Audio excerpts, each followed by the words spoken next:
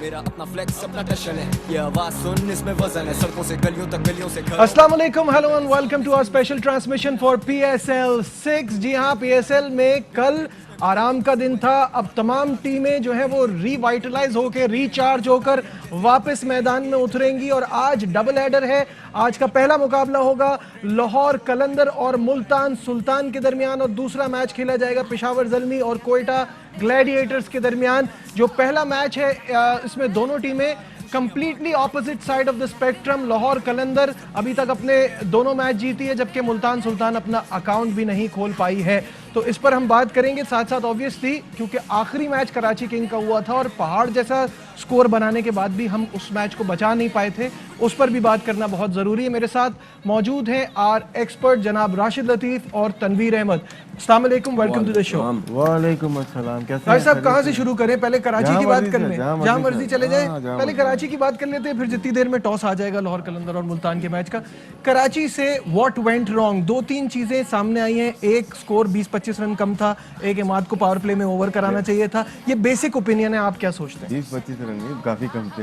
क्या 220-25 का अगर प्रेशर हम नहीं होता? देखें दायरे में पावर प्ले में अगर हमने 33 रन बनाए थे, जिसमें शर्जील के 6 रन थे, एक्सेप्ट नहीं करता, मेरा माइंड नहीं करता। ये नहीं हो सकता कि वो चल नहीं पा रहा था? नहीं, चल नहीं पा रहा था। तो क्या है कि 17 बॉलें आपने ली, 3 ओवर आपने खेले। अगर मैं उस तरफ चला जाता हूँ, साइड की उस तरफ चला जाता हूँ, इस्लामाबाद की टीम तो जिन्होंने 77 रन किए, लेकिन उन्होंने 3 विकेट खोई हैं अपनी। आपने अपनी विकेट क्यों नहीं खो दी? तो किसी और को मौका देते, इंग्रम को दे देते। उसके बाद देख रहे हैं बाबर 142 के स्ट्राइक से खेला 6 ओवर में, बिल्कुल सही। लेकिन दायरे के बाहर वो 100 के स्ट्राइक रेट से खेला है। दोनों ने गलतियां की अपनी अपनी जगह पे। रिकॉर्ड जरूर बना दिया पहले विकेट का, लेकिन कॉस्ट कर गया अपनी टीम को। तो कॉस्ट नहीं करना चाहिए, अपनी परफॉर्मेंस को कभी भी कॉस्ट नहीं करनी चाहिए। कि मैच हारी हुई टीम से आप ताल्लुक रखते हैं और आपने सेंचुरी की है, नो डाउट आपने 4 छक्के। शादाब को स्ट्रगल कर रहा है, शादाब कोई ऐसे बॉलर को नहीं मारे जो स्ट्रगल नहीं कर रहा हो, ठीक है ना। आप हसन अली को मारते, क्योंकि शर्जील का पाकिस्तान टीम में आना बहुत जरूरी है। क्योंकि हमारी टीम बेहतरीन पावर प्ले में उस वक्त होगी जब शर्जील और फखर था तो ओपन करेंगे। बिल्कुल बाबर 3 नंबर पे बैटिंग करेगा। तो बात समझ रहे हैं ना आप? मैं समझ रहा हूँ बिल्कुल। तो हेल्थ को हमने गलत छोड़ा। हमें 3 नंबर पे जब बाबर पाकिस्तान टीम में 3 नंबर पे जा सकते हैं तो यहाँ पे भी जा सकते तो हैं। यहाँ पे जो समझ में आ रहा है मुझे, पहले इस मैच की बात कर रहा हूँ, आगे क्या होगा वो नहीं पता कि बाबर कैसा खेलता है। शर्जील का तो डाउट ही नहीं है ना पावर प्ले का, लेकिन यहाँ पे स्ट्रगल किया है। लेकिन इस पे मेहनत की जरूरत है कि जो बॉलिंग अटैक था, जो पिच थी, उसके लिहाज से 60 रन बनने चाहिए थे। अच्छा, जो आप बात कर रहे हैं कि अगर नहीं लग रहे तो आउट हो जाए, जैसे वो 77 पे 3 आउट हो गए, आपको करना पड़ता है। तो हम तो आउट होने की कोशिश भी कर रहे थे, तो 9 बॉलें हो रही थी। टेक्निकल जहाँ आउट हुए वहाँ 9 बॉल। शर्जील क्या जोर से हर बॉल को जब मारने जाते हो, मोमेंटम आपका आगे की तरफ चला जाता है। जब आप जोर से मार रहे हो, वो स्लो वन कर रहे हैं, वहाँ पे आप डिसीव हो रहे हैं। तनवीर सही बता सकते हैं फास्ट बॉलिंग का कि वो डिसीव क्या हो रहा है। तेज मारने जा रहे हो, आपको स्लो बॉल की, आप वहीं पे फंस रहे हैं। ठीक है, तो क्या है, वेट करते जैसे बाबर वेट करता है बॉल का, आप भी वेट करो, जोर से बल्ला नहीं पकड़ो, टाइम करो। और शर्जील ऐसा प्लेयर है, दायरे में तो मतलब कि कत्लेआम कर दे। लेकिन होता है क्रिकेट में, मिस्टेक हुई है जिससे आप मैच हार गए। ये मिस्टेक हुई है अकॉर्डिंग टू राशिद लतीफ़। आप क्या समझते हैं तनवीर? देखिए, अपनी तो बुक में ये है कि अगर हमारी किस्मत में कहीं कोचिंग हो किसी क्लब टीम की भी, और सर्किल में, तो मैं अपने बैट्समैनों को सीधा सीधा कह दूं कि मैं सिर्फ 2 विकेटों की इजाज़त देता हूं आपको। 6 ओवर के अंदर आप जाएं, पहले ओवर से खेलें, लेकिन तरीके से खेलें, लेकिन सिर्फ इजाज़त 2 विकेटों की है। 2 विकेटें गिर गई तो ठीक है, अगर उससे ज़्यादा गिरेगी सर्किल में, फिर आप सेंसिबल तरीके से शुरू हो जाए। आपने उस मैच में, ये कराची किंग्स के मैच में देखा होगा, जब ये दोनों अच्छा खेल रहे थे तो वसीम भाई का आपने इशारा देखा होगा, किसी को शायद कह रहे थे या माद को कह रहे थे कि उनको बोलो बस अब शुरू हो जाओ अब, क्योंकि विकेट्स तो गिरी नहीं, अब खुला खेलो, जितना खुला भी खेलना है। वो बिल्कुल सही एक मैसेज दिया गया था। लेकिन मैं ये समझता हूँ कि 230 तक तो जाना चाहिए था कम से कम इनको, जिस तरीके से शर्जील ने मारना शुरू किया था। और बाबर आजम अब पता नहीं क्यों स्लो हुआ, क्या उसको खिलाने की वजह से स्लो हो गया कि वो ज़्यादा खेले, उसके बल्ले पे बॉल लग रही है। लेकिन होना ये चाहिए था कि आजम को भी तेज़ होना चाहिए था कि रन्स अब ज़्यादा करने, क्योंकि पहली विकेट 176 रन पे गिर रही है तो 200 रन भी नहीं हो रहे। तो इसका मतलब खाली शर्जील नहीं, बाबर आजम ने भी कहीं ना कहीं गलती की है। सिर्फ 114 के स्ट्राइक रेट से वो खेला। दूसरी बात ये है कि अगर हम बॉलिंग की भी बात करते हैं कि मैच हम हारे हैं, क्यों हारे हैं मैच, पहली बात तो ये है कि मुझे समझ नहीं आई कि इमाद वसीम ने दूसरा ओवर क्यों नहीं यही किया। मेरा ठीक है, अगला वो- क्वेश्चन भी है जो मैं राशिद भाई आपके भी इस पे थॉट्स लेना चाहूंगा।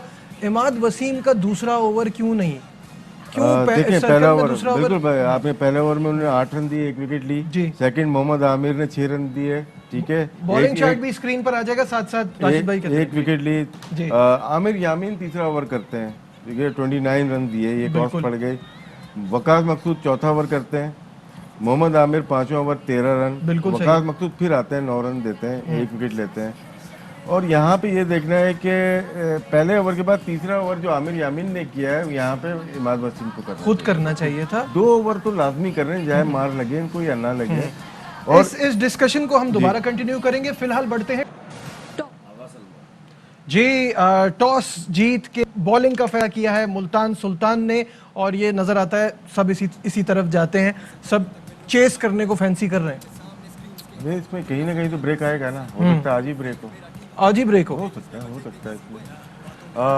सिर्फ ये नहीं है कि टॉस जीत के आप मैच जीत जाते हैं, ऐसा नहीं है, आपको खेलना अच्छा पड़ता है। जैसे कराची की टीम को बैटिंग कराई थी पहले इस्लामाबाद ने, वो कॉस्टली पड़ सकता था अगर हम, जैसे आपने कहा 20-25 रन कम किए थे, वो 20-25 ज़्यादा हो जाते। और उस मैच में देखें, हमें एक ओवर में 29 रन बने, उसके बाद दायरे के बाद हमें 12 रन से ज़्यादा नहीं बने, किसी में 7 बने, किसी में 8 बने। तो क्या है, आपकी प्लानिंग कैसी है और किस तरह से आप मैच खेल रहे हो। ज़रूरी है टॉस जीत के आप मैच जीत जाओगे, लेकिन अच्छा चांस मिल गया है, अच्छा चांस मिल गया को है। अच्छा चांस मिल गया। मुल्तान को सोहेल खान आए, सोहेल तनवीर की जगह। दोनों एक जैसे के बॉलर हैं, ऐसा नहीं है कि बहुत ज़्यादा फर्क जैसे बॉलर हैं, लेकिन सोहेल खान फ्रेश हैं, पहला मैच खेल रहे हैं, इसलिए एडवांटेज हो सकता है। एडवांटेज हो सकता है, और तनवीर ने तो पहले ही कह दिया था कि सोहेल खान को हर हालत में खेलना चाहिए, और वो स्पेशलिस्ट है यार, बहुत और अच्छी जब बॉलिंग जब जब सोहेल तनवीर नहीं चल रहे हैं और उनका बुरा पैच आया हुआ है, तो और ऑब्वियसली रिजवान का मेरा ख्याल है टॉस जीतना अच्छा है, क्योंकि वो पहले बॉलिंग कर रहा है, बाद में बॉलिंग करता है, शायद फिर रन चेंज हो जाते हैं। अच्छा, 2 टीमें हैं जिनको बिफोर द इवेंट अगर आप कहते कि कोयटा ग्लैडिएटर्स और मुल्तान सुल्तान, तो ये हम एक्सपेक्ट नहीं कर रहे थे कि अपने शुरू के दोनों मैच हार जाएंगे। नहीं, बिल्कुल भी कोयटा ग्लैडिएटर्स का समझ में आता है कि देयर इज अ डिसअरे, कप्तान भी थोड़ा प्रेशर में है, बट विद मुल्तान सुल्तान नहीं समझ में आता। टीम जबरदस्त है, कप्तान अपनी करियर में पर्पल पैच में है। मैं भी आप टॉस का बहाना मार सकते हैं इसके ऊपर कि टॉस के ऊपर मैच डिसाइड हुआ, जिसकी वजह से थोड़ा सा चला जाता है। फॉर्च्यून अब चेंज होने का चांस देखिए, अब मौका मिल गया है। अब बहाना, अगर यहाँ पे मैच नहीं जीते तो बहाना नहीं मिलेगा। अभी तो बहाने के है या टॉस हम हार गए। सेम कोयटा ग्लैडिएटर का भी है। कोयटा का थोड़ा सा ये है कि इनका जो माइंड सेट है सरफराज का या कोयटा का, स्पिनिंग माइंड सेट था कि वो स्पिनर से मैच जीता करते थे। लास्ट ईयर और इस साल ये नसीम शाह हो गए या दूसरे फास्ट बॉलर हसनैन हो गए, तो पेस पे आ गए। कोयटा 4 साल पुराने देख लें, पेस पे तो आया ही नहीं है। स्पिनर्स पे डोमिनेट किया है उन्होंने दुबई में। यहाँ पे ये फास्ट बॉलर पे लेके आ रहे हैं कि तेज बॉलिंग करनी है। तेज बॉल पीछे जितने भी कर ले, हसनैन हो या नसीम शाह, दोनों 2 विकेट से ज्यादा लेते नहीं है, 40 रन से कम देते नहीं है। सही है। ज्यादा हो गया। अच्छा, हम बात करेंगे इसलिए है ना, हाँ, अभी तक नहीं हुआ, उनके चेंज का नाम नहीं आया अभी तक। इस पे बात करेंगे। हमारे साथ our sports correspondent Shahid Hashmi होंगे हमारे सेगमेंट एनी शाहिद में। शाहिद भाई को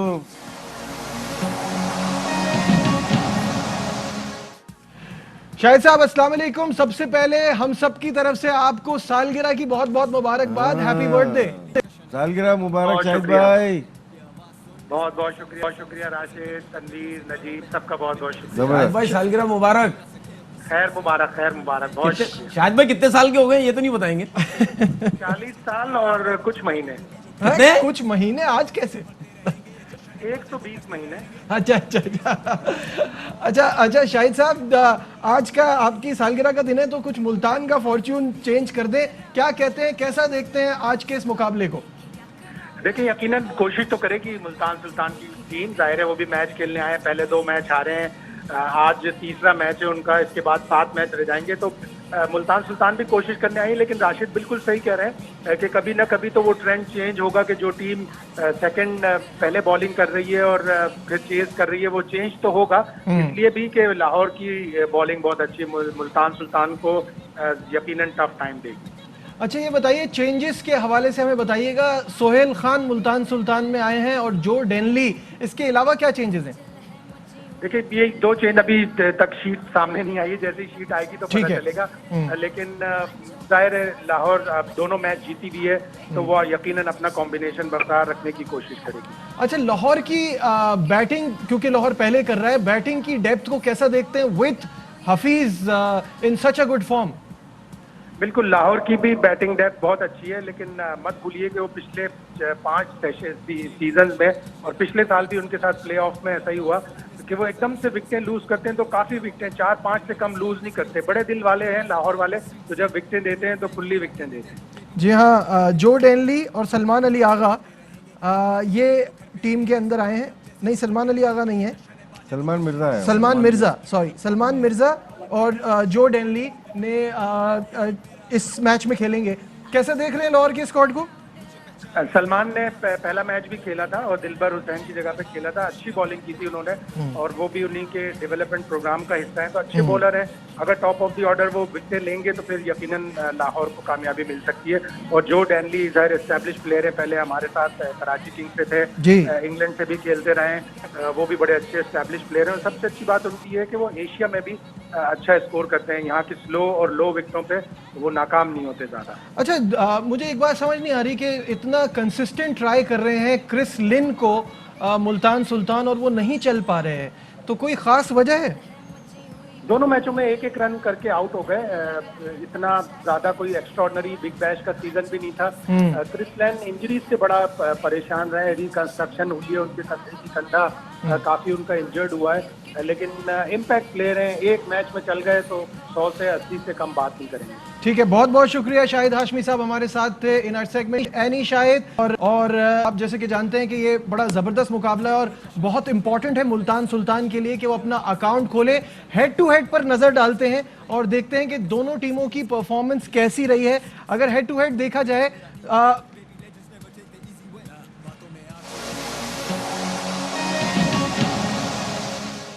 जी हेड टू हेड में अगर देखा जाए तो टोटल मैचेस हुए हैं 7 और 4 जीते हैं लाहौर कलंदर ने और 3 जीते हैं मुल्तान सुल्तान ने। और उस हवाले से अगर देखें, पहले बैटिंग करते हुए दोनों 1-1 जीते हैं, जबकि दूसरी बैटिंग करते हुए लाहौर जीता है 3 और मुल्तान जीता है 2। राशिद साहब, हेड टू हेड में ऑलमोस्ट बराबरी है, 4-3। 4-4 हो सकती है, 4-4 मेरे हिसाब से तो होनी चाहिए, क्योंकि मैं अभी भी बहुत सरप्राइज हूँ मुल्तान की परफॉर्मेंस को लेके। मुल्तान यार जीतने चाहिए, वैसे हमारी ख्वाहिश नहीं है, लेकिन टूर्नामेंट को बेहतर करने के लिए जीतना जरूरी है उनका। बड़ी टीमें जो हैं वो ऊपर आनी चाहिए। क्रिस लिन की बात हो रही थी, ऑन द अप बहुत ज़्यादा अच्छा खेलते हैं, लाइक ऑस्ट्रेलियन पिचेस के ऊपर थोड़ा बॉल राइज करती है, उसके ऊपर ये पंच अच्छा मारते हैं।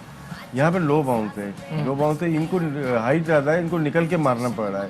पहले मैच में इन्होंने निकल के मारी जो कि कॉट बैंड हो गए थे, फिर उसके बाद ट्राई की इन्होंने टू अर्ली, बहुत ज़्यादा शॉट्स मारने की, दूर से मारने की कोशिश कर रहे हैं, जिसकी वजह से इनको इश्यूज आ रहे हैं। ये थोड़ा सा बैकफुट पे अगर खेलें, जैसे बाबर आजम आइडियल मिसाल है, जो कि नीचे खेलता है और बैकफुट पे पंच करता है, तो इस तरह से खेलें, क्योंकि यहाँ बॉल बाउंस होगी नहीं, विकेट के ऊपर से आएगी नहीं, नीचे खेलना पड़ेगा, तो इसलिए इनको मुश्किलात हो रही हैं। तनवीर, क्या कहेंगे, कराची में आपने बड़े मैचेस खेले हुए हैं, कोई डे कंडीशन चेंज होगी या हो भी सकती है, क्यों नहीं हो सकती? क्योंकि एडवांटेज मुझे लगता है रिजवान ने एक ही सूरत में लिया कि सेकंड चेज हो रहा है तो एडवांटेज ले लो, लेकिन ये मैच दिन का मैच है। अब प्रॉब्लम ये है कि अगर लाहौर कलंदर की टीम 190 रन्स करती है, 180 प्लस रन्स करती है, क्या मुल्तान सुल्तान की टीम ये रन्स चेज करेगी? मुझे ऐसा लगता है कि विंस जो है वो बहुत की प्लेयर है रन्स चेज करने में, क्योंकि अगर बॉल नीचे भी रहता है तो वो ऐसा प्लेयर है, वो टाइम करता है, सर्किल में भी चलाता नहीं है उल्टे सीधे। सही है। उसके अलावा आप जितने भी प्लेयर्स देख लो, चाहे रूसो को देख लो, चाहे आपका प्लेयर कौन सा है आपका? मेरे ख्याल में अगर मुल्तान सुल्तान को जीतना है तो फिर विंस का रायली रूसो। विंस का आपका? मेरा भी रायली रूसो। ये अब आपको आओ, कॉपी अब नहीं कर आओ। रहा मैं, राइमी मुझसे बड़ा प्लेयर है। अब क्या? ये दोनों ब्लैक है इस वजह से पहले में। यहाँ लेते हैं एक ब्रेक, डिस्कशन को आगे बढ़ाएंगे, stay with us.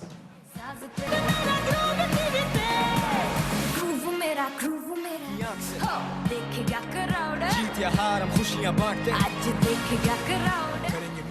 Glad to have you back once again in our special transmission for PSL 6. Match in hand is Lahore Qalandar versus Multan Sultan, जहां मुल्तान सुल्तान ने टॉस जीता है और फील्डिंग का फैसला किया है। कुछ देर में मैच शुरू हो जाएगा, लेकिन आज की बड़ी खबर भी शामिल कर लेते हैं। आलमी सालसी अदालत ने उमर अकमल पर 12 माह की पाबंदी और 42,50,000 रुपए जुर्माना आयद कर दिया है। यानी कोर्ट ऑफ आर्बिट्रेशन की तरफ से उमर अकमल को 6 माह की रिलीफ मिली है। उमर अकमल अब पीसीबी का रिहैबिलिटेशन प्रोग्राम पूरा करने के बाद दोबारा क्रिकेट में वापसी कर सकते हैं। इस पर थॉट्स लेना चाहूंगा।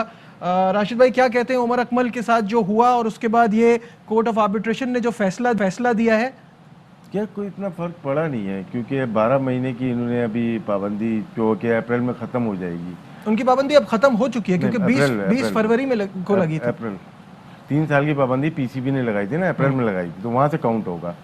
तो अगर हम देखते हैं कि फरवरी में 2020 में सस्पेंड किया गया इनको, उसके बाद एक बनती है 3 साल की पाबंदी लगी, फिर उसके बाद पीसीबी ने रिटायर्ड सुप्रीम कोर्ट के जज चौहान साहब को लिया, उस पर उन्होंने 18 महीने की पाबंदी लगा दी, ठीक है ना, जो कि पीसीबी को पसंद नहीं आई। वो समझे कि कहीं से इन्फ्लुएंस हुए हैं या कुछ हुए हैं, तो उसके बाद ये दूसरे कुछ साल इसी कोर्ट में गए। जब वो वहाँ पे चले गए तो उन्होंने 6 महीने और कम कर दिए।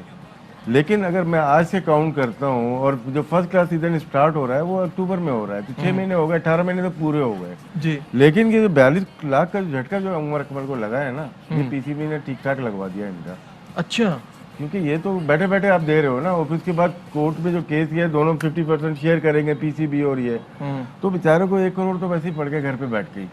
तो 18 महीने वैसे भी इसको निकल जाना था, और पीसीबी ने भी, मुझे नहीं समझ में आता किसको फायदा हुआ और है। मुझे ये समझ नहीं आता पीसीबी को जरूरत क्या थी। नहीं थी, क्योंकि कोर्ट ऑफ आर्बिट्रेशन में जाके 3 साल की पीसीबी ने पाबंदी लगाई। ऑब्जेक्शन ये आया है कि कुछ लोग मिले हुए हैं जो कि इन्फ्लुएंस करके 18 मंथ की करा दी सही है, है। तो पीसीबी इस वजह से गया है, वो खुश नहीं था इस डिसीजन से, इस वजह से गया। लेकिन इससे ये साबित हो जाता है कि पीसीबी का जो पाबंदी 3 साल की लगाई थी वो बिल्कुल सरासर गलत थी। और क्योंकि ये 2-3 केसेस ऐसे हुए हैं कि पीसीबी ने खुद अपनी प्रेस रिलीज में बताया कि हमने लोग पकड़ लिए हैं, पहले ऐसा नहीं होता था।